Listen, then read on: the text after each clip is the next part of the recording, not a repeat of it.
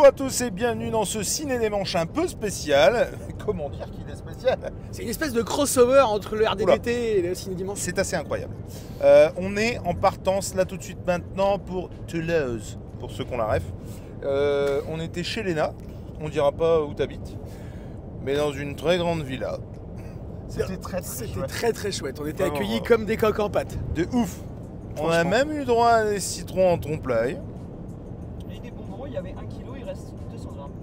C'est pas faux. Non, On non, lui a c'était bien pété la gueule. On se faisait la réflexion juste avant. Le séjour est super, mais il est passé tellement vite. Ah, grave, de fou. On espère que le son vous va bien. Alors, on va, là tout de suite maintenant, vous parler de ce qu'on a fait hier après-midi. Alors, est-ce qu'on raconte nos péripéties Non, les gens s'en foutent. Non, les gens Est-ce s'en que ça a à voir avec un Ciné Dimanche? Non, Ça, pas on du tout, fera pas du le péripétie quand on fera le Pas du débrief. tout. Et Ciné des Manches, ô combien spécial la magnificence de ce... Ça n'a d'égal que la hospitalité de Léna. de Léna. Puisqu'on était, c'était prévu, hein, on devait vraiment. Alors, il s'avère qu'on est arrivé un petit Est-ce peu, que tu peux finir tes phrases, un s'il te petit peu plaît? en retard. Et puis, un petit peu en retard. Et du coup, on devait aller au cinéma. Mardi après-midi. Mardi après-midi. Nous y Finalement, sommes allés. Nous y sommes allés hier, à savoir, voilà, mercredi. Et donc, nous sommes allés voir Kaamelott, Kaamelott, volet 2, première partie. volet 2, première partie. Voilà. Et oh mon Dieu, qu'on a à dire. C'est-à-dire que nous n'attendions particulièrement rien de plus qu'il fasse autre chose que pour le volet 1. Ouais, parce Dans que. le sens sensation, Tout à fait. petit bonbon, petite madeleine. Voilà, tout à fait. Et qu'est-ce Oula, moi c'est un peu plus compliqué que ça. Oui, D'ailleurs, on va y mais revenir. on va y revenir, c'est pour ça que je... On va y revenir. Alors, on a un problème. Il y a une de ces trois personnes que vous voyez sur l'écran qui pourra beaucoup parler du 1, mais pas beaucoup du 2. Pas beaucoup du tout. On y reviendra.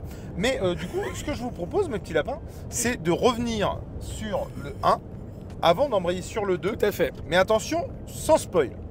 Pour le 2 dans une... Oui, voilà. évidemment.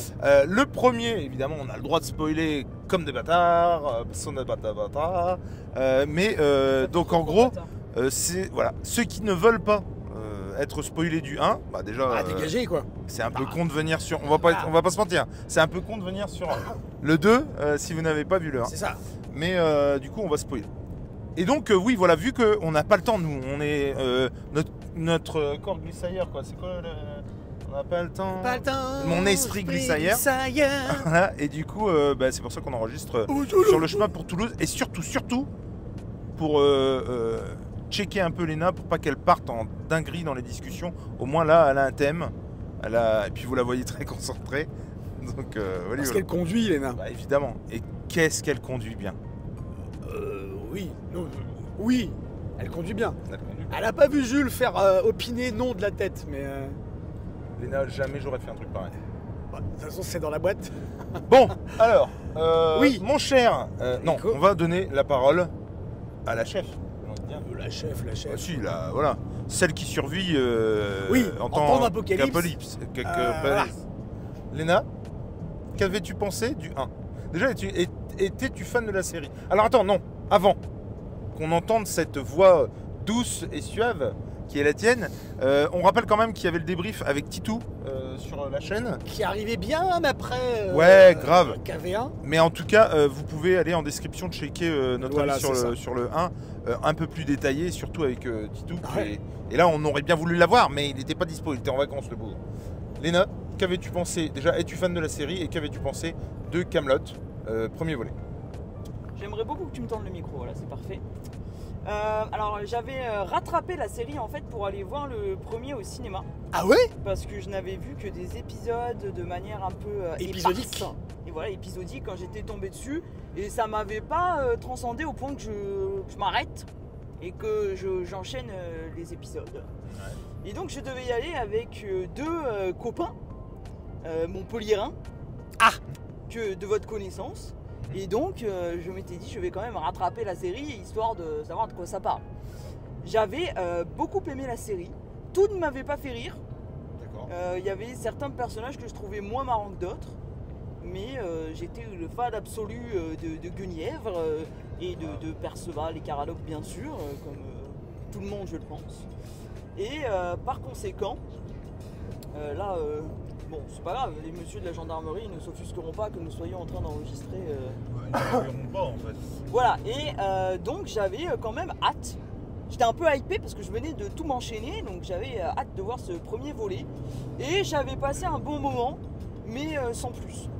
J'avais bien aimé que enfin Arthur vole un petit peu au secours de Guenièvre, qu'on soit un peu plus mis en avant, qu'on avance là-dessus. Ça m'avait fait fort plaisir.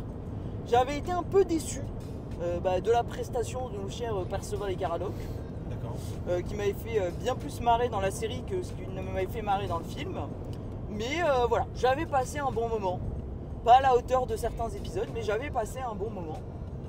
Et donc j'avais hâte quand même de voir ce second volet, même si fort désappointé d'apprendre l'absence de notre cher Perceval. Exactement. C'est tout pour moi. Nico, la parole à la régie. Moi, la série Kaamelott, si je puis dire, je l'ai suivie presque depuis le début, en fait. Ouais. C'est première diffusion sur M6.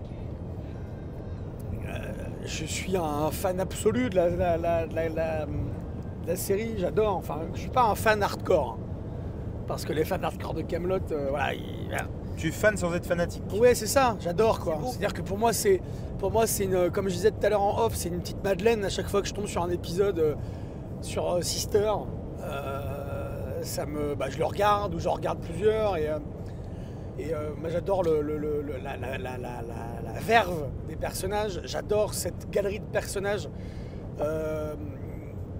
qui a été écrite par Astier, qui s'est basée sur la geste du roi Arthur et qui fait partie, qui a proposé une énième réécriture de la légende du roi Arthur, parce que c'est le principe de la geste du roi Arthur pour faire un petit historique qui a été reprise dans le temps. Et aujourd'hui, on en est à l'ultime, la dernière reprise de la légende du roi Arthur. Et dernière en date. Dernière en date, exactement. Il y en aura d'autres, sûrement. J'espère. Et elle est de belle facture parce qu'elle respecte en partie le mythe, la légende, mais elle instille tout le génie, j'ai envie de dire, en pesant mes mots quand même, parce que bon, faut pas déconner, d'Alexandre Astier. Oh, si, quand même, je trouve. Oui, mais bien sûr, non, mais je trouve sans être fanatique. Oui, mais moi, c'est vrai que pour moi, ce gars, je bois ses paroles quand il me parle. Ça reste génial d'avoir fait tout ça. C'est-à-dire qu'il l'a fait à sa sauce à lui, quoi. Ouais. Et c'est ça qui est bon, c'est ça qui fait que quand on fait une reprise de la légende du roi Arthur, c'est ça qui fait que c'est bon, que ça reste. C'est que c'est fait à la sauce de celui qui le fait. Et c'est de qualité. Donc moi, la série, j'ai rien à dire sur la série. Au contraire, je trouve qu'elle va crescendo et c'est de mieux en mieux. Plus on avance dans les livres, mieux c'est. C'est vrai qu'il y en a beaucoup qui disent que le livre 6, c'est ça ? Le livre 6, c'est celui à Rome. Celui à Rome, beaucoup ne l'aiment pas. Putain, moi je l'adore. Mais moi je l'adore, c'est presque mon préféré. Ouais, franchement, j'avais vraiment beaucoup aimé. Et c'est vrai que ça change du format court qu'il y avait dans les premiers livres. Ouais. Mais ça reste très bonne facture et c'est va crescendo comme je dis. Donc moi la série, voilà, je suis fan absolu. Sans être fanatique. Sans être fanatique, exactement. Et je regarde, voilà, ça me dérangerait pas de me refaire d'une traite la série là. Après j'ai d'autres choses à regarder. KV1, qu'en ai-je pensé ? Alors je suis sorti du cinéma très content, je me rappelle, parce que ça faisait longtemps qu'on n'avait pas vu ces personnages en action, à l'œuvre. Et j'étais un peu euphorique, quoi. J'étais dans l'euphorie d'avoir d'avoir revu tous ces personnages, l'univers, etc. Et puis quand le soufflet est retombé, j'ai envie de dire, parce que c'est carrément ça, qu'on refait un retour dessus, qu'on le revoit une deuxième fois, et on se dit, ouais, il y a des choses quand même sur lesquelles il faudrait revenir. Et je suis d'accord avec toi, Léma, par rapport à Perceval et Caradoc. Je trouve que, et peut-être que ça explique aussi, peut-être, le fait que l'absence de Franck Petiot, ouais. Parce qu'au regard de ce qui s'est passé là avec KV2 première partie, enfin avec KV2 tout court, on comprend mieux la prestation de Franck Petiot dans le KV1. Enfin, je sais pas si vous voyez ce que je veux dire, c'est-à-dire qu'on a l'impression que déjà là, il se l'était pas dit, mais il sent inconsciemment le gars que ça tourne en rond son rôle, que ça lui plaît plus, etc. Et dans sa prestation, je trouve qu'il n'était pas au top de sa forme. Et que le personnage Perceval perdait de sa saveur. Comme celui de Caradoc d'ailleurs. Moi, j'ai pas trouvé celui de Caradoc très folichon dans le KV1.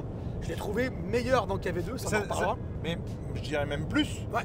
leur duo Ouais. a plus d'importance, a plus de poids dans KV2 que dans KV1. Complètement. C'est un truc de ouf. Avec l'absence de... Ouais, je trouve ça assez incroyable. Exactement. Et donc du coup, KV1, je l'ai revu là, la semaine dernière, au moment où on enregistre, avant de voir le film au Cinoche, parce que je voulais me remettre dans le bain, et surtout la fin, j'avais plus la fin en tête. Ouais. Et j'ai bien aimé l'introduction, moi, du fantastique, réellement. C'est-à-dire l'introduction même de la fantasy, j'ai envie de dire. La fantasy à l'anglaise, à ASY. Parce que pour ceux qui ont vu le KV1, c'est avec l'apparition de Ban, le père de Lancelot, qui apparaît en nuage gigantesque d'orage. Et j'ai bien aimé il a revendiqué, il a dit ouais, la nation Camelot pour moi c'est une série, c'est de la fantaisie quoi. Il y a de la magie, il y a des dragons, il y a des machins. Il y en a bien plus d'ailleurs dans le KV2. Exactement. Et donc c'est ça qui m'avait plu à la fin, parce que je me dis ah tiens, il propose un truc, j'espère qu'il va le développer dans le KV2. Donc ouais, petite décision de KV1, même si ça reste un petit bonbon, petite mise en bouche pour la suite, et ça rattrape un peu le retard, l'attente qu'on a eue quoi, parce qu'il y a aussi ça, l'attente qu'on a eue entre la fin de la série et le film. Il y a peut-être ça aussi qui a fait qu'on a... C'est compliqué, oui, de pas être déçu quand déjà quand tu te fais le film, dans ta tête quoi, avant. Donc déçu, mais pas farouche quoi par rapport à ça. Oui. Voilà. Et puis tu savais que tu allais aller voir le 2. Et puis je savais que j'allais voir le 2, que j'irais voir le deuxième partie du 2, j'irais voir le 3 quand il sortira.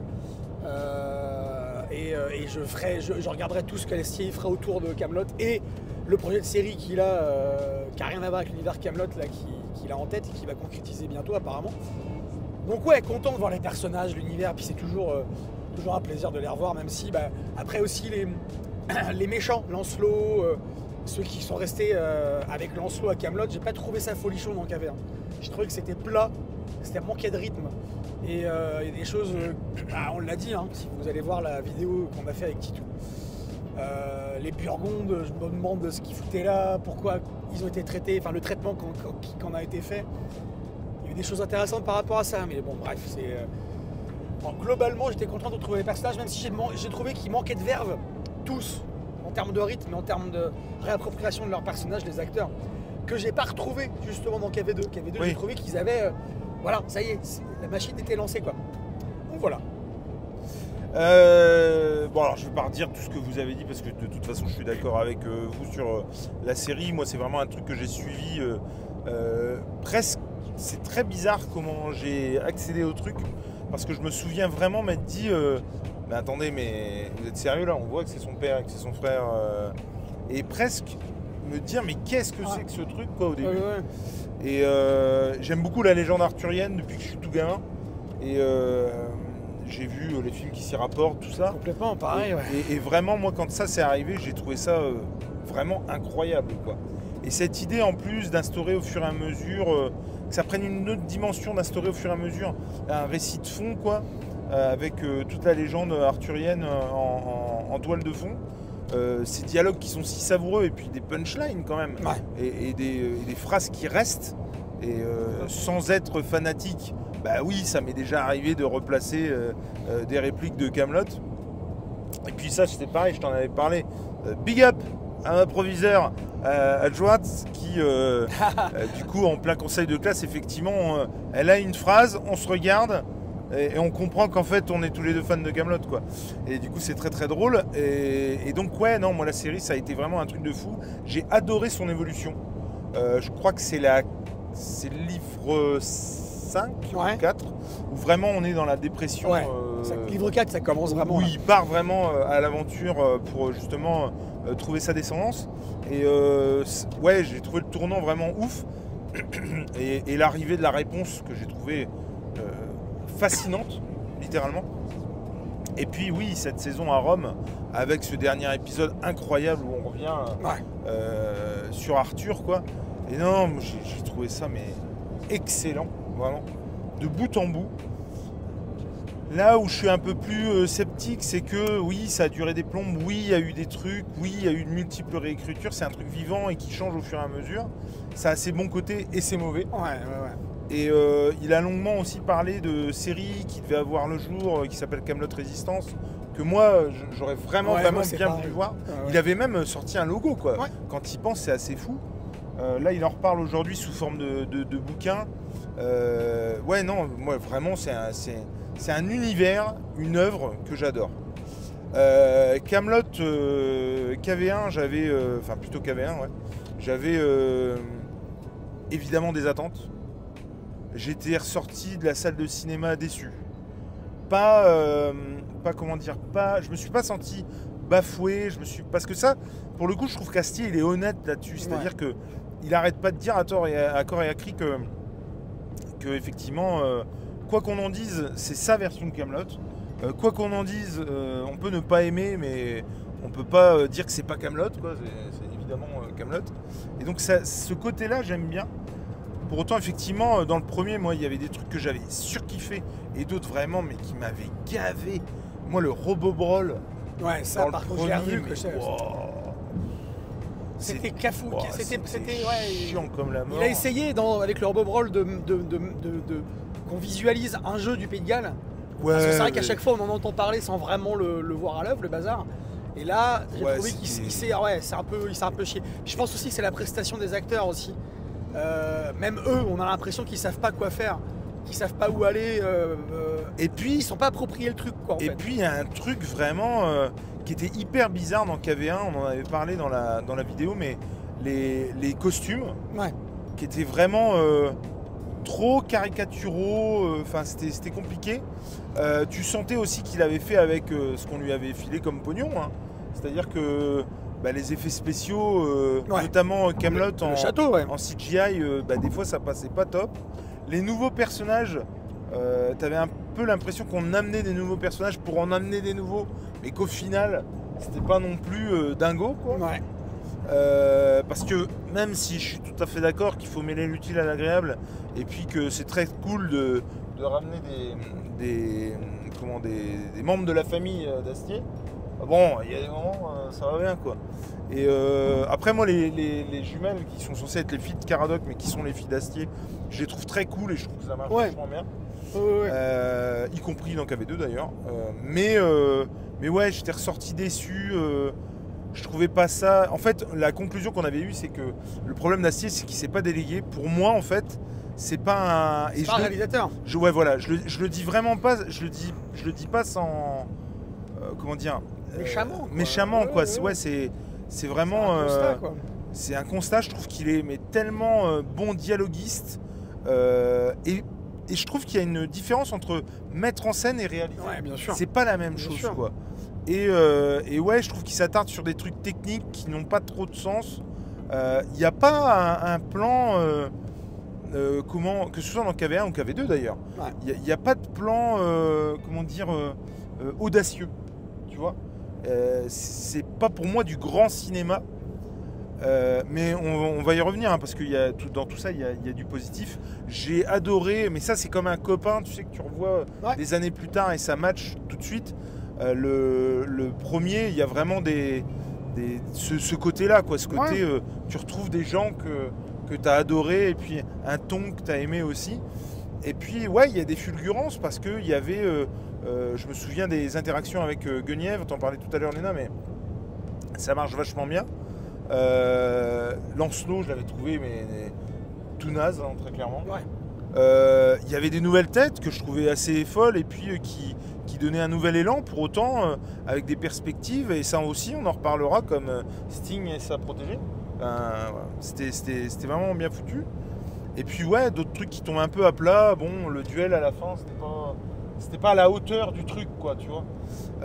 Mais voilà. Et la perspective de ce Kaamelott, de ce KV2, j'avoue que j'étais tombé de haut. Mais alors déjà, deux parties. Ça j'aime pas. Tu vois, bon. Et puis après, bon, qu'est-ce que tu veux faire? Admettons. Par contre, je vois la bande-annonce et là, j'ai très peur. Parce que tu revois l'autre foutre son épée. Là, je spoil pas, on est encore dans la bande-annonce. Tu le revois foutre son épée dans le rocher.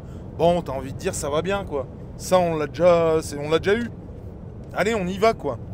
Tu le revois bouder et pas avoir envie d'y retourner. Ça aussi, on l'a déjà eu. Oui, vas-y, faut arrêter les conneries. Et du coup, ouais, là, moi, j'avais de plus ça allait, plus ça me faisait peur. Vraiment, vraiment. Parce que je voyais venir le scénario et punaise, mais... Enfin, c'est bon, quoi. Maintenant, faut y aller. C'est un truc de ouf. Et ensuite, il y a eu la promotion. La promotion, on en a parlé. C'est-à-dire que... Comment dire ? Comme tu le dis, dans les différentes images qu'on a pu voir, on a eu peur. Et puis surtout, la promo, il était partout, quoi. Mais c'est alors que j'adore Astier, j'adore hein. l'univers de Kaamelott. Moi, ça m'en a presque dégoûté. C'est-à-dire que on le voyait absolument je crois partout. Ce Quoi. qui faisait ce qu'on aimait chez Astier, c'est justement sa rareté à la Mais télé bien ou sûr. dans les médias. Et donc, du coup, dès qu'il était là, on appréciait beaucoup sa présence. Là, le fait qu'il soit... Alors, au début de la promo, c'était sympa de le voir. Effectivement, Bah, bien putain, sûr. sur tous les Mais les là, médias. Hein. wow. YouTube, à la radio, à la téloche, enfin, purée. Pour ça qu'il ait un éventail promotionnel, tu vois, qu'il aille autant sur YouTube Oui, que à la oui. téloche, machin. Mais là, vraiment, Bien sûr. c'était trop, quoi. Il y en avait partout. Alors, je veux bien qu'il défende son truc et c'est tout à fait normal. Bien sûr. Mais là, vraiment, je veux dire, trop de Astier, c'est presque à te dégoûter, quoi. Alors certains diront on n'a jamais trop de Astier, moi aussi, hein. Mais déjà, Oui, mais- peut-être aussi une petite frustration de ne pas pouvoir tout regarder. C'est ça. Déjà. Parce qu'il y a Et- des émissions qui durent 1 heure, 1h30 avec lui. Hein. Putain, et Et ouais, je trouve qu'à un moment bien donné, sûr. faut aussi freiner et y aller avec parcimonie, quoi. Mais à sa décharge, c'est le système dans lequel on est. Si tu veux qu'un Bien truc sûr. fonctionne, on le voit nous sur YouTube. Hein. Si tu veux qu'un truc fonctionne, eh ben, il faut matraquer. Ouais, Moi, mais j'ai pas ressenti ce matraquage pour le coup. Alors peut-être parce que je suis pas dans les, on va dire dans les commus fans de Kaamelott, Ouais. ou je suis pas peut-être les bons trucs ou quoi. ok. Mais moi, j'ai quasiment pas vu passer grand chose sur ce Kaamelott deuxième partie. Enfin première partie, vous m'avez compris quoi. oui, bien sûr. Kaamelott 2, première partie. Ouais, alors peut-être que c'était vraiment, je pense, dans les gens qui suivent un petit peu Kaamelott où mais regarde. c'était à fond quoi. Mais Rien que sur YouTube, il a été chez Rien que sur YouTube, pardon. Il a été chez Samuel Etienne, il a été chez McFly et Carlito, il a été chez Hugo Décrypte, Il a été chez Quotidien, il a été, il a été chez Quotidien, il a été chez Click, chez sous Brut deux aussi, formes. non Il a été chez Brut, il a été chez Combini, Combini. il a été chez en aparté. Ouais. Il a été vraiment, je crois que sur Canal par exemple, il y a eu 3 promos quoi. Et 3 promos rapprochés, enfin. Et encore une fois, j'adore, mais là c'était. Après, Canal est un des financeurs du film. ouais, et puis après, tu dis derrière, ouais, faut pas te OCS, foirer, Canal+, quoi. ouais. Ouais, OCS, je l'avais vu, ouais, c'est sûr. Ah ouais. Après, faut pas te foirer. Quand tu matraques autant, Ah ouais. faut pas te foirer derrière. quoi. Et d'ailleurs, on l'a pas dit, mais au box-office, c'est le meilleur démarrage d'un Ouais, au tout à box-office fait. français. Hein. Ouais. Donc, Et du coup, ouais, et puis tous les retours que j'avais étaient négatifs. Hein. Vraiment, waouh, ça sentait mais très très mauvais. Hein. ouais, Franchement, ouais, moi, j'y en fait, allais vraiment. c'était surtout le fait qu'il y avait des avis et négatifs et positifs. Ouais, je me dis, ouais. attends, Mais bien plus de négatifs. et bien plus de négatifs, ouais, on voyait. Mais on voyait, pour le coup, du coup, j'y suis allé vraiment pas à reculons, mais avec la peur de vraiment trouver un Ouais, truc bien sûr. pas terrible, quoi. Et voilà. Et du coup, sans spoil, ma chère Léna, qu'en as-tu pensé? Alors, moi, j'ai plutôt trouvé les 30 premières minutes sympathiques. Non, alors honnêtement, moi, j'ai trouvé ça assez long au démarrage, mais c'est un truc que Nico a souligné aussi. J'avoue que sur les premiers trucs, en fait, il a eu du mal à m'accrocher dès le début. Ouais. Et je me suis dit, Je suis complètement d'accord. où est-ce qu'on va, qu'est-ce qu'on fait. Voilà, il y avait ce Arthur, c'était sans spoiler, hein, ce Arthur très dépressif, qui sort pas du lit, qui est au bout de sa vie tout le temps, qui va remettre, qui est là, vous me cassez les bonbons, je vais remettre mon épée dans le rocher. Du coup, j'ai pas été accroché dès le début, ce qui fait que j'ai été perdu dans une autre dimension, dans une dimension parallèle, et que je ne suis revenu que pour les 15 dernières minutes. Et j'ai été frustré de cette coupure soudaine, De 2 heures. à laquelle je ne m'attendais pas parce que je n'ai pas vu le film passer, si je puis m'exprimer ainsi. Et voilà, j'ai trouvé que c'était pas très linéaire. Il y avait des moments, il y avait des coupures.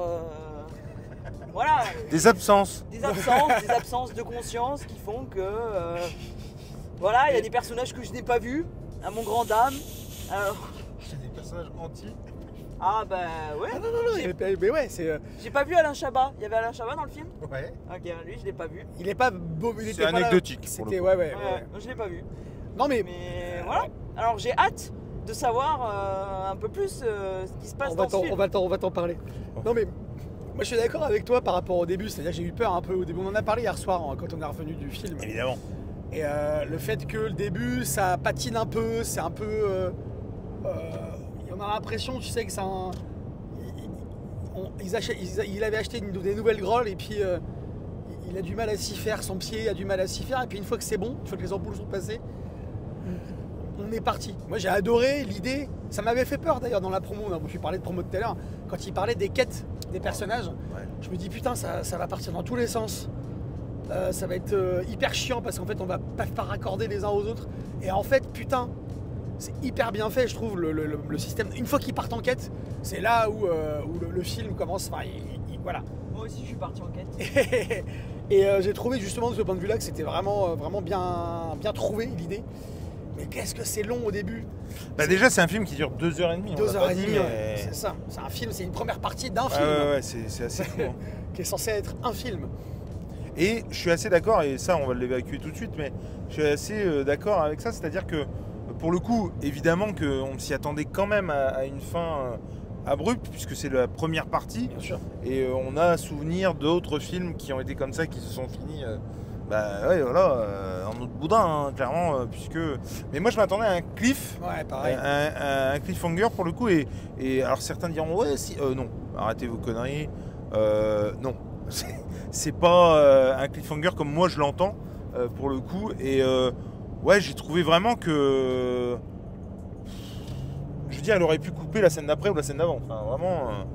Et ouais, je trouvais ça... Je trouve ça bête, en tout cas, à la fin. Mais avant de vous donner mon avis un peu plus amplement... Mon cher Nico, toi, du coup, qu'en as-tu pensé, en gros? Ah bah, pour comparer avec... On le sent spoil, quoi. Pour comparer avec KV1, franchement, j'ai adoré. Ok. Je dirais pas que c'est le plus grand film de l'année, parce que, comme on l'a dit, il aurait dû déléguer la réalisation, il aurait dû déléguer plein d'autres petits trucs. Mais j'ai retrouvé, en tant que fan de Kaamelott, je m'y suis retrouvé en fait. Là où je me retrouvais pas dans KV1, là je m'y suis retrouvé. Ouais, c'est-à-dire que pour faire écho à ce que vous disiez tout à l'heure, le fait qu'il n'y a pas d'audace au niveau de la réal, je trouve que là justement il a voulu se rapprocher de la série, c'est-à-dire la façon de filmer la série en vase clos, enfin en huis clos. Il s'est surtout focalisé sur les duos, sur les groupes de personnages. Donc, alors que dans KV1, il a essayé de faire une panoplie et donc de les mettre tous ensemble. Là, il s'est vraiment focalisé.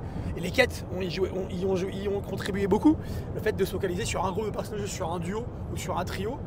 On va en parler dans la partie spoil. Et j'ai trouvé que ça s'était bien amené, parce que une bonne idée, parce que ça recentrait sur l'essence de Kaamelott. Parce que quand on a su qu'il allait en faire un film, on s'est dit, bordel, comment il va pouvoir transposer son univers télévisuel, fait pour la télé, etc., au Cinoche, quoi. Et force est de constater que pour le KV1, c'est pas qu'il s'est planté, mais c'était pas top. C'était pas top. Alors que là, je trouve que justement, il y a une transition. C'est bien... Voilà, on est entre eux, là, vraiment, c'est ce qu'il aurait dû faire pour KV1, en fait. Cette façon de se focaliser sur les personnages et les scènes. Je trouve qu'il y a beaucoup de scènes en huis clos aussi, ce qu'il n'y avait pas forcément dans KV1. Et j'aime bien ça. J'ai bien aimé. C'est l'essence de Kaamelott pour moi. Mais de toute façon, je suis assez d'accord là-dessus. Ouais, on retrouve vraiment et ça, on en parlera aussi dans la partie spoiler, mais déjà la dynamique qu'on avait dans la série. Ouais. Les quêtes, effectivement. Là, en ce moment, il se fait chier dessus monumental. Et donc moi, mon avis, c'est que j'ai adoré, pour le coup. J'ai vraiment beaucoup aimé. Il y a des trucs qui vont pas, c'est sûr et certain. Oui. Mais il y a aussi ça maintenant aussi qui joue. C'est que je m'attendais tellement à pire. Je m'étais fait à l'idée aussi d'être déçu, que ça a forcément dû jouer sur mon avis. Mais il y a des trucs qui vont pas. Et on en parlera après. Notamment des absences de personnages. Et pas forcément celui que vous croyez. Ouais. Même si celui-là, voilà. Mais ça marche quand même. Mais il y en a d'autres, ouais, non, c'est juste pas possible, quoi. Tu peux pas mettre en place des intrigues dans ton premier volet et pas du tout y faire référence dans le deuxième. C'est vraiment un truc que je comprends pas, en fait. Et du coup, pour moi, il y a eu des réécritures, il y a eu évidemment, il y a eu des trucs qui se sont pas passés comme ils voulaient ou quoi, mais il y a un truc qui va pas. J'ai vraiment l'impression d'être dans... pas forcément dans Star Wars, mais il a les très très grandes lignes de son truc et il sait, je pense, où ça va aller. Par contre, la manière de le construire, je pense pas vraiment.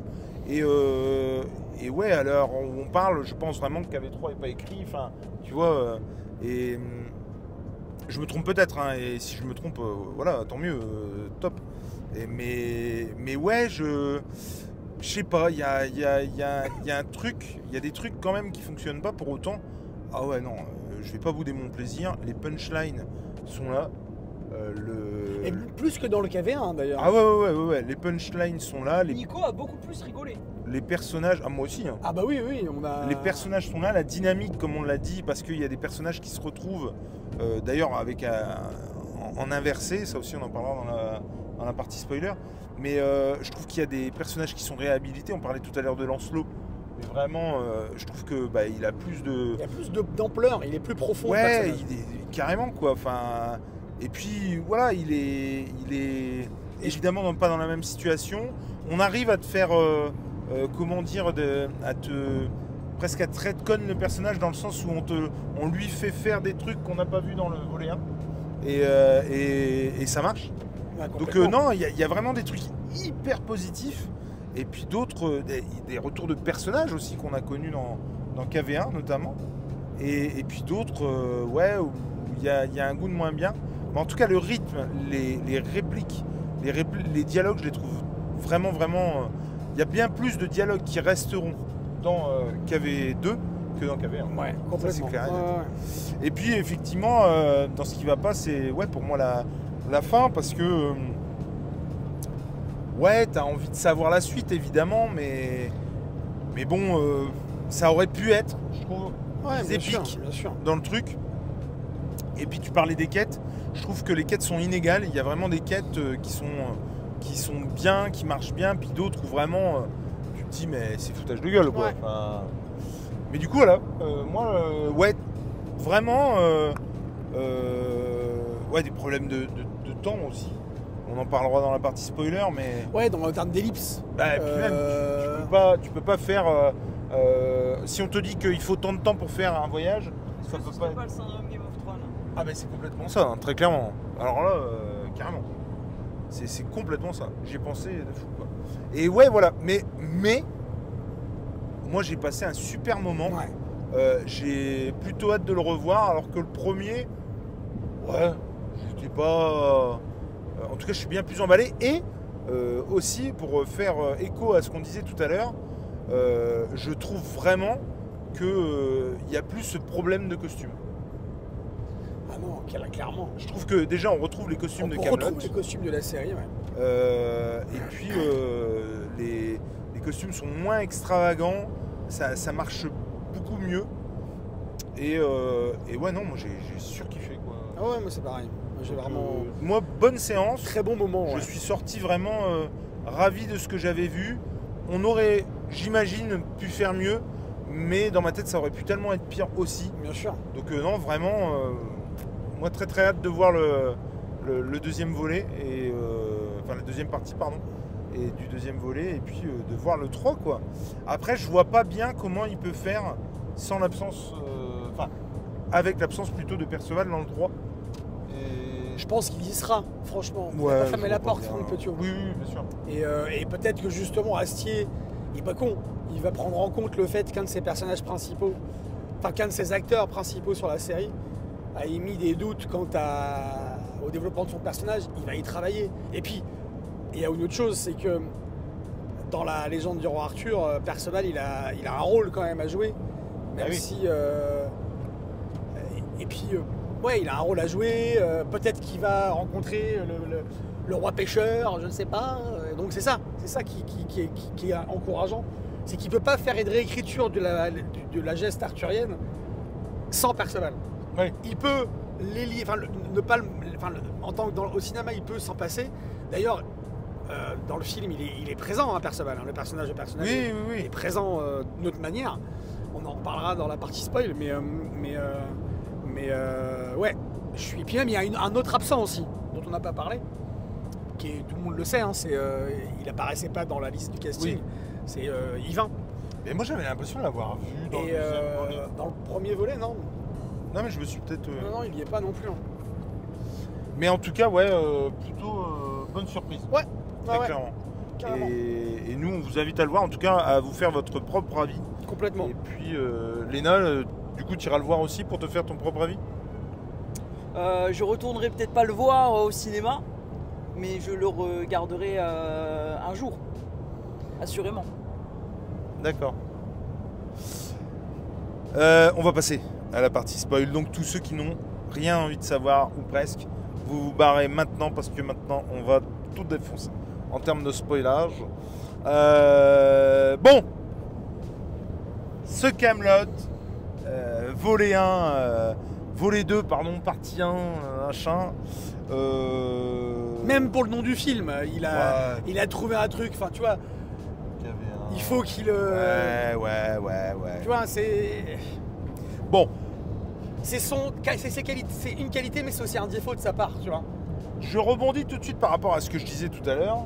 Mais effectivement, tu peux pas...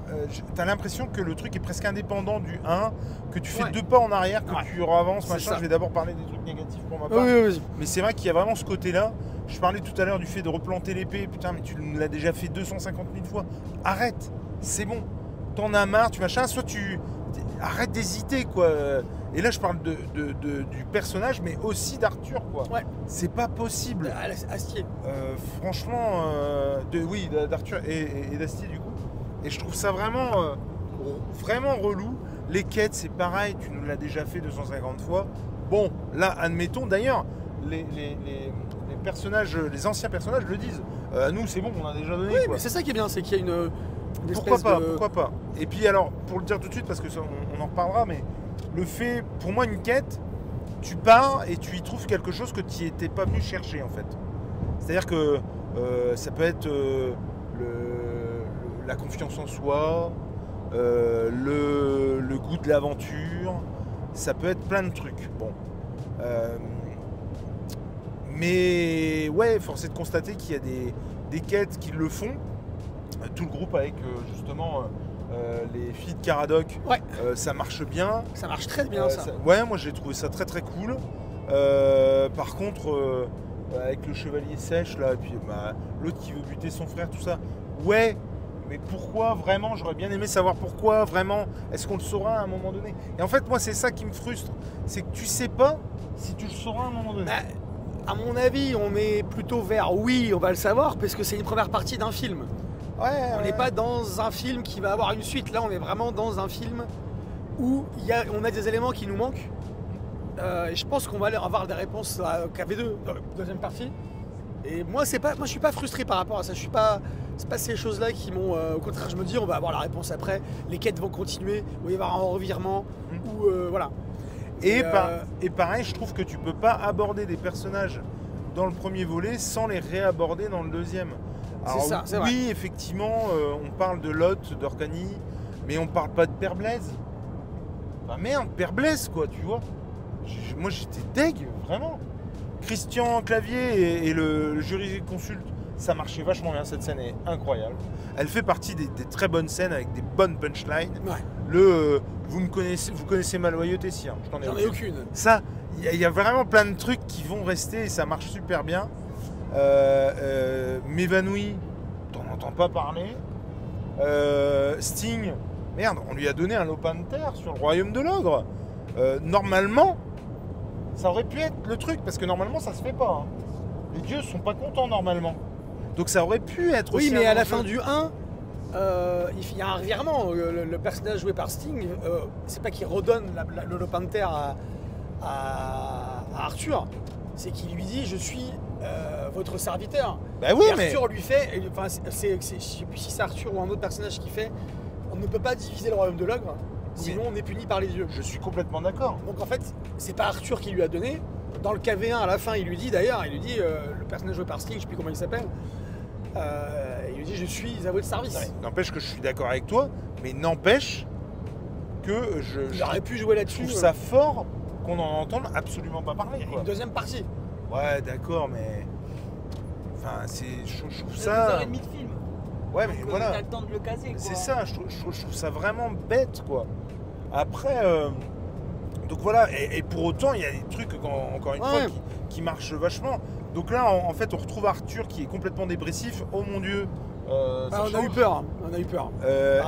Et on le retrouve donc en Carmélide. Ça, c'est tout à fait logique pour le coup.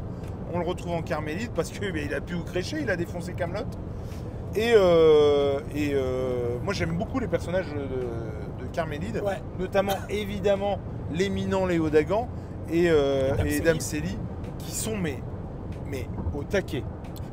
Dans ce volet-là, ouais. Ah ouais. Parce que dans le KV1, je les ai trouvés un petit peu. Voilà. Vache. Mais là, ils sont monstrueux. Ah ouais. Ils sont vraiment monstrueux les répliques fusent, mais c'est excellent. Ouais. Là, je retrouve vraiment l'esprit de la série. Et puis, les rôles sont inversés. Les rôles s'inversent. Puisque, effectivement, c'est lui qui crèche chez ses beaux-parents. Et bordel, mais... Ouais, ça marche super bien, quoi. Ouais. Il s'envoie des fions, mais c'est vraiment trop bien, quoi. Et donc ça, j'ai adoré. Et puis, dès le début du film, on nous révèle en fait la relation qui évolue encore avec... ça couche toujours pas avec Guenièvre.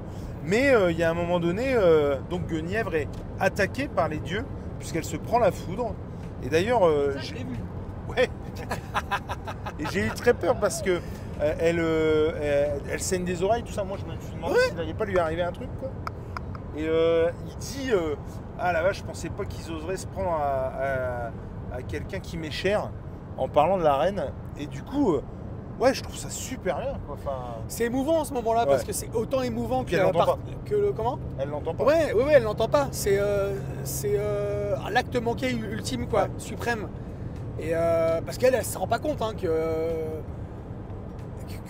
l'aime en fait. Ouais, bien sûr. On peut le dire, il l'aime, il a beaucoup d'affection pour elle. Il le dit à un moment donné dans le film d'ailleurs. C'est pas vous le problème, c'est moi.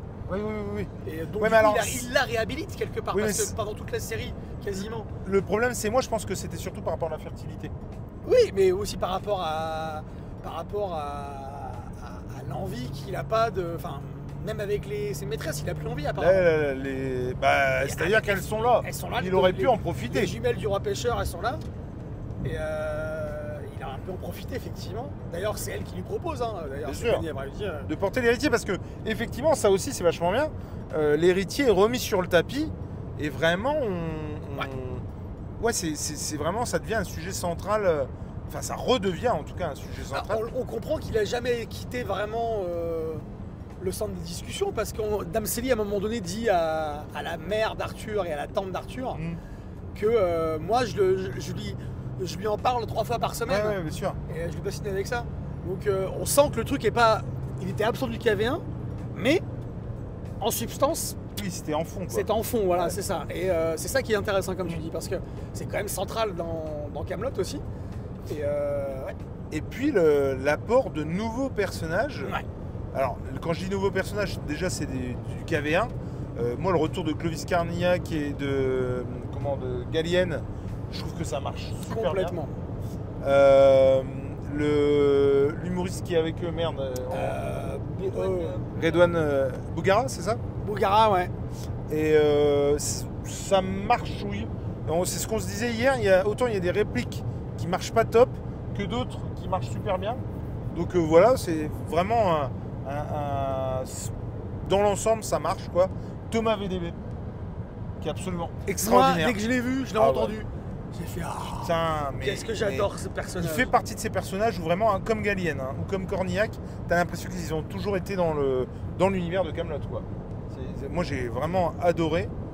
Et puis Virginie Ledoyen qui reprend le rôle de la demi-sœur de Arthur, qui était interprétée par la ministre d'Arthur, Virginie Ledoyen.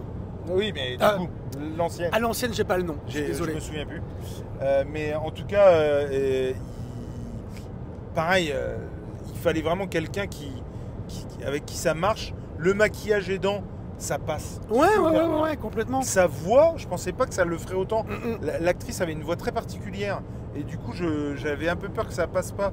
Et franchement, ça marche C'est super. un bon choix, là. C'est vrai, complètement. Non, franchement, de ce point de vue-là. Et puis, pareil, s'il y a bien quelqu'un qui est central dans toute cette histoire, c'est la demi-sœur d'Arthur, puisque il va se passer ce qui va se passer ensuite. Et du coup, très content qu'on en reparle. Et c'est ce qu'on disait aussi hier. En fait, il envoie des espions parce qu'il pense que Lot d'Orcanie, qui est la femme de sa demi-sœur, qui est le mari de sa demi-sœur, fomente un plan. Encore, j'ai envie de dire. Qu'il n'a pas été sur l'île des bannis. Les bannis, ouais. Et qu'il est retourné en Orcanie directement pour fomenter un plan parce qu'il y a une histoire que Merlin. Non, c'est une histoire de rêve. C'est pas ça? C'est pas les écritures à l'envers. Les écritures à l'envers, voilà. Les écritures, Quand il y a la effectivement. foudre qui s'abat sur sa chambre, C'est effectivement, il découvre derrière son plumard qu'il y a des runes. Enfin, on sait pas que c'est des runes au départ, et après, on se rend compte qu'il y aura une tentative qu'il y aura une tentative d'assassinat de la peau qui vient d'Orcanie. Ouais. du nouveau magicien là. Enfin, Ouais, Ah ça. oui, c'est vrai. On démarre avec ça d'ailleurs. On démarre avec ça. heureusement que je suis là. Hein. Oui. Le nouveau magicien, effectivement, qui va apporter son aide C'est vrai. pour lutter contre les forces du mal à Elias et Merlin. Et donc, alors eux vont être chargés dans leur quête d'aller explorer les ruines de Camelot, puisqu'elles ont l'air d'être maudites. Et ils vont découvrir très rapidement que, en fait, il y a eu de la magie noire. On utilisait la magie noire dans les sous-sols de Camelot. Ouais, Alors, et ensuite de la nécromancie. la nécromancie. Ouais. Dans les vestiges de Camelot. Et ça, c'est très chouette. Moi, j'ai bien aimé. Moi, c'était ma Pour quête le- préférée. Ouais, c'est vrai. Et quête préférée pour Léna. Et du coup, c'était vraiment très très chouette. Mais qu'est-ce que je voulais dire? Oui, il y en a beaucoup qui ont critiqué la manière de narrer tout ça. Que ce soit qu'on passe de l'un à l'autre comme ça. Moi, j'ai trouvé que c'était très C'est raccord avec la série. camelotesque. Et C'est puis, ça, bah ouais, t'as pas trop d'autres choix de narration en fait. Si tu veux parler de tout le monde, bien sûr. il faut bien que. Je veux dire, tu vas pas parler des uns, puis ensuite des autres. Et puis, non, il faut bien que tu ailles de groupe en groupe. Donc, non, vraiment, moi, ça m'a pas choqué. C'est cohérent, je trouve, en plus. Il n'y a plus aussi les. Alors, là, cette fois, on a des rêves prémonitoires, avec une très belle progression d'ailleurs de la Dame du Lac. Puisque la Dame du Lac va partir avec Caradoc, Vennec, un nouveau personnage. Et le tavernier. Et le tavernier en quête pour trouver les 3 fontaines. Voilà. Et, En Méditerranée. En Méditerranée. D'ailleurs, Caradoc, il sait pas que la Méditerranée c'est une mer, il te demande Ouais. c'est qui ça encore, celle-là? Et entre parenthèses, moi, Caradoc, je l'ai trouvé vraiment excellent. Ouais. J'ai trouvé son personnage vraiment topissime. Je trouve que ça match vachement bien. Son duo avec le tavernier marche super bien aussi. Et puis oui, voilà, Perceval, comme Caradoc, on n'est pas en reste, puisque effectivement, on nous dit très vite qu'il y a une relation épistolaire avec Perceval, puisqu'il est parti tout seul, comme un grand, à la quête du Graal. Comme un con. Comme un con. Comme un con, pas Parce comme un grand. qu'on est vraiment. Comme un grand con. On est, Parce oui, que- comme, Parce que. on est vraiment sur. Je vous l'apporte normalement d'ici 2 semaines. Oui, dans 2 semaines ou alors dans 15 jours. Ouais.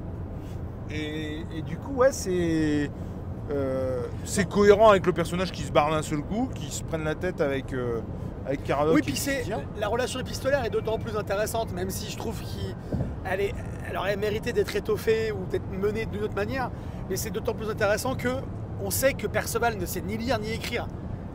Oui. Donc il va être obligé À chaque fois de de demander demander à à quelqu'un. quelqu'un. Et comme il n'est pas fin avec les gens et qu'il est assez maladroit, et voilà, il y a des gens qui vont l'envoyer chier, quoi. Bah, Il le dit d'ailleurs. Cette relation épistolaire-là, le seul problème que j'y vois, Ouais. c'est que ça reste que con. Ouais, c'est ça. Ça aurait pu Ça avoir un apporte peu rien de de plus, profondeur de temps en temps, quoi. La seule chose que ça apporte, c'est qu'il fait mention à chaque fois qu'on lit ses lettres, il fait mention du Graal. Ouais. Il fait mention du Graal, et donc ça, voilà, ça raccorde avec la légende. Ça En tout cas, il y a raccorde- toujours quelqu'un sur le projet, quoi. Exactement. Voilà. Et du coup, donc, pour revenir à ça, Arthur, lui, s'en bat l'œil complet de la table ronde. Il fait un effort, il y va. Et du coup, les gens vont lui présenter leurs différentes quêtes. Et quand il arrive à la table ronde, c'est là où je voulais en venir, la première pensée qu'il a, c'est pour Perceval et Caradoc. Ouais. C'est de savoir... Ils sont où ces deux cons Ils sont où Perceval et Caradoc presque les autres chevaliers, tu vois, on s'en fout. Et en fait, moi, c'est ça qui me gave. C'est que... tu vois, par exemple, à cette table ronde, aux chevaliers, aux quêtes, je comprends pas pourquoi Sting n'y est pas. Parce qu'il a... ni plus il y a un concert. Je pense qu'il avait, il avait voilà, une tournée. Non, mais que Sting n'a pas voulu remettre le couvert, quoi, peut-être. Peut-être. Ou alors il va revenir dans la deuxième partie avec le Graal, le je ne sais quoi d'autre. Oui. Il aurait pu envoyer une lettre. Mais là c'est la ficelle est grosse quand même. Oui. Mais voilà, après, oui, il y a plein d'autres trucs qui sont truculents et ça marche vachement bien. Alors là, ouais, effectivement, alors ça c'est un peu ta gueule c'est magique, mais tout le monde a des rêves prémonitoires. Visiblement, tout le monde est relié, que ce soit Caradoc, Les dieux n'ont pas abandonné Camelot en fait. C'est ça. Contrairement à ce qu'on pouvait penser où les dieux seraient barrés, où ils auraient jeté un sort, là, les dieux, parce que comme je disais hier quand on a débriefé au retour, certes, il a replanté la Excalibur, ouais, qui avait des nouveaux pouvoirs qui se manifestaient, ces pouvoirs se manifestaient d'une autre manière. Mais on croyait que les dieux, une fois que d'ailleurs, au moment où Arthur il replante l'épée, t'as un grondement et il leur gueule « J'en ai plus rien à foutre !» Et ça s'arrête. Mais on sent que les dieux, ils persévèrent. Ils se disent « Ok mon gars, t'en veux plus, mais on va envoyer des messages autrement. » Donc la foudre sur sa chambre, la Dame du Lac qui redevient une fée en fait, les rêves prémonitoires de Caradoc. Tout ça fait que les dieux sont toujours là. Et ont jamais eu envie de partir parce que c'est lui l'élu quoi. Il est à Camelot l'élu.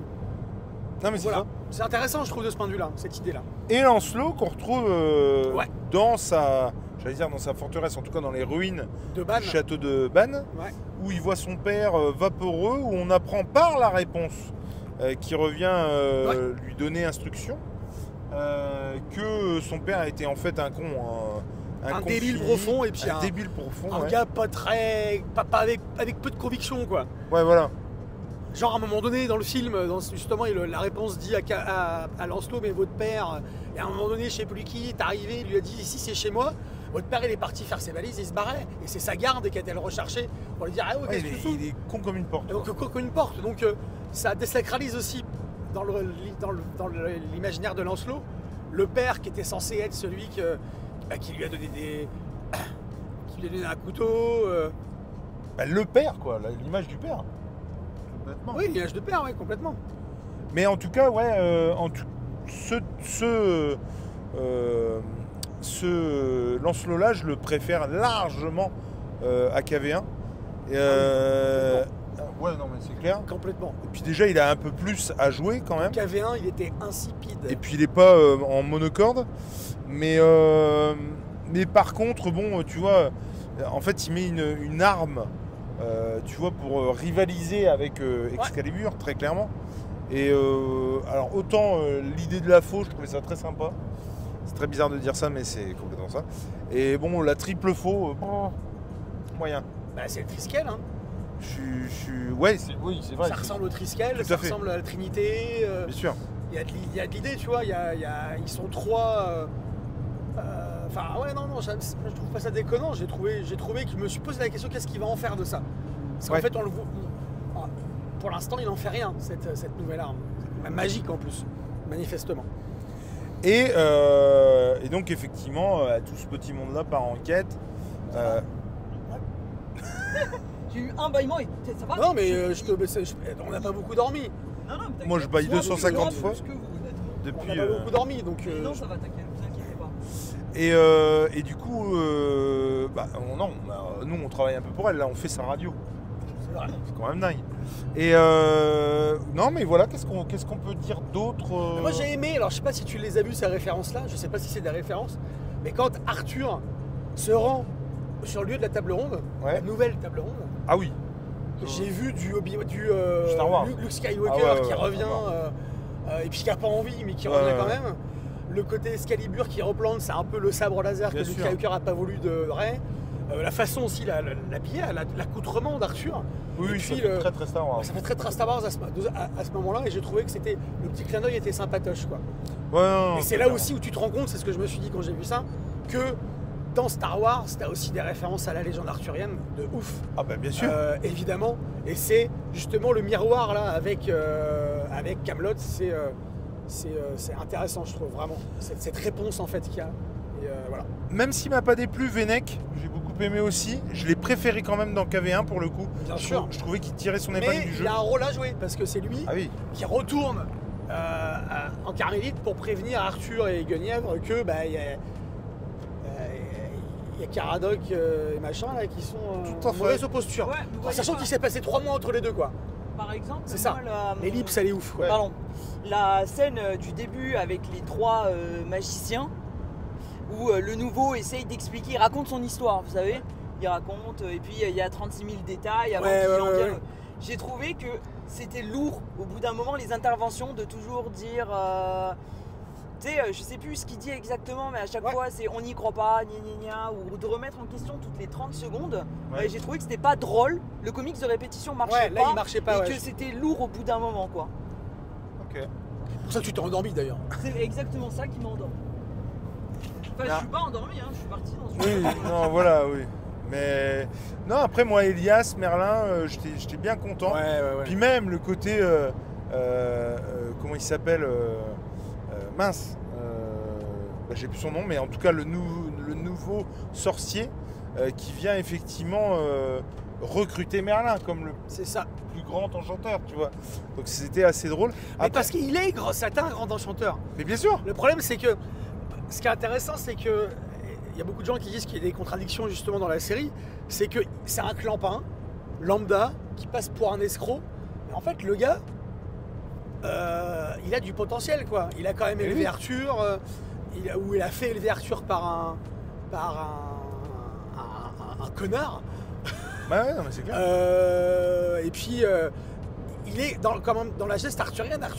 Merlin, il est comme ça aussi. Il a ce côté un peu maladroit, qui est un peu comme dans le Hobbit. Je sais pas si vous vous rappelez Ouais. le personnage un des magiciens dans le Oui, Hobbit oui, qui est dans la forêt là. Ouais. Merlin, c'est ça. C'est le gars qui a un pouvoir immense, qui est pris pour un clampin par tout le monde et qui, comme Perceval avec Arthur, vous me dites que je suis un clampin, je joue au clampin, quoi. Et Ouais. je pense qu'à un moment donné, peut-être dans la deuxième partie du KV2 ou dans le KV3, il va avoir un rôle immense à jouer, Merlin. Parce qu'il a un rôle immense à jouer dans la quête Ah, bien murale, sûr. Merlin. De toute façon. Mais après, ouais, moi j'ai bien aimé le trio. Le fait est que pareil, on a chié dessus là, tout le monde chie sur les effets spéciaux. Ouais. Moi j'ai pas trouvé Là ça. ici, j'ai. Ah, c'est pas. Oui, j'ai vu mieux, mais franchement. C'était mieux que dans le 1. Hein. Ça va quoi. Il y a pas à rougir, je trouve. Ça va. C'est pas dégueulasse quoi. Mais je trouve ici qu'on est moins dans le téléfilm presque que dans le premier. Hein, C'est vraiment. ça, c'est vrai.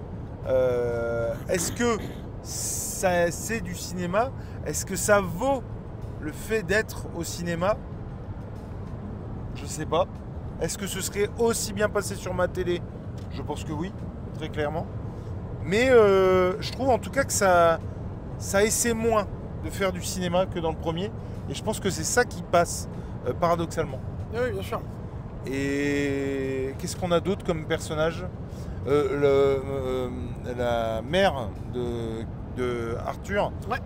Tintagel, la reine de Tintagel, La dame de Tintagel, dame de Tintagel qui a pris cher, hein, on va pas se mentir. les deux, hein, la tante Oh, et la vache. mère, ouais, mais c'est des. Ah, la mère plus, je trouve. Ouais, c'est des. Ouais. Tu Et sens. après- Et ça aussi, ça fait très très bizarre parce que ouais, tu sens qu'ils ont vieilli quoi. Enfin, même Léo Dagan, Lionel putain, Astier. ouais. Et Je trouve que ça va encore. Moi. ouais, ils ont pris un coup de vieux quand même. Ouais, ça mais se ils ont voit. quand même une pêche. Franchement. Et ouais, moi ça fait bizarre. C'est pareil, on avait revu le maître d'armes dans une interview. Tu te souviens, on Ouais. avait parlé. Lui, il a pris cher. Ouais, Il a pris cher. était malade aussi. Et ouais, tu sens que tout le monde vieillit et que Allez, temps d'arriver à la fin. C'est le moment, quoi. Ouais. C'est le moment de tout faire, là. Et j'ai hâte de... Mais je pense pas que je serai déçu. Tu vois, là, pour moi, ça prend vraiment une bonne direction. Ouais. Et voilà, pour revenir... Oui, puis, oui. Juste quand on a... Avant d'aller voir le film, je sais plus, la dernière fois qu'on s'était vu ou... Non, c'est quand on était à Saint-Malo, on en avait parlé. On s'est dit, de toute façon, si on est déçu par la première partie du KV2, il y a de grandes chances qu'on soit déçu par la deuxième partie. Bah oui. Et inversement, là, on est rassuré parce qu'on se dit au moins, on sait que la deuxième partie du KV2 va être de la même veine, quoi, voire mieux.